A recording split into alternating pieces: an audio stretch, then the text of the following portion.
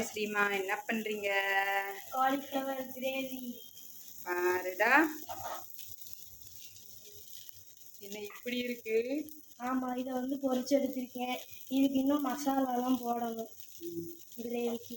அப்புறம் கொதிச்சா பிறகு நல்லா ஆயிடும். கொதிச்சா பிறகு காமிங்க. வீடியோ பாருங்க. தோசை கருது, தோசை அடி விடுங்க.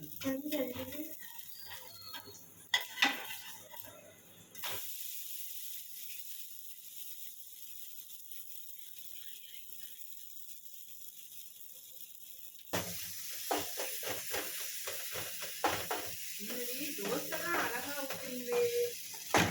கொஞ்சம் பல்லு வச்சு